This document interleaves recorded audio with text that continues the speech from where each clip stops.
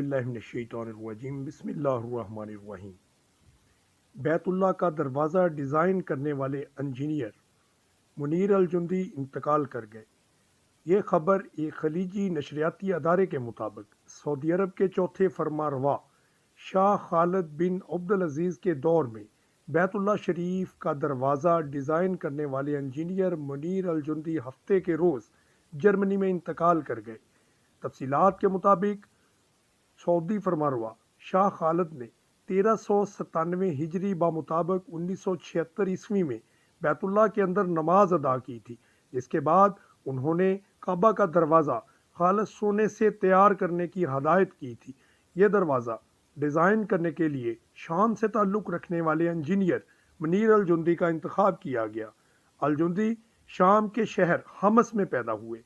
इस दरवाज़े को मक्का मुकरमा में एक बहुत बड़े सुनार शेख महमूद बिन बदर के कारखाने में डिज़ाइन किया गया।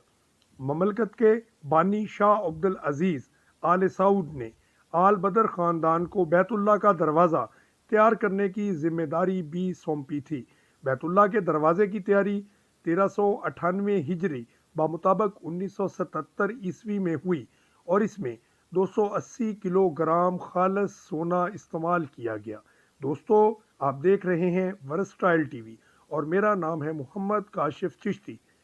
सऊदी हुकूमत की ख्वाहिश थी कि बैतुल्लाह के दरवाज़े को कोई मुसलमान शख्सियत डिज़ाइन करे, क्योंकि इसका नाम दरवाज़े पर लिखा जाना था।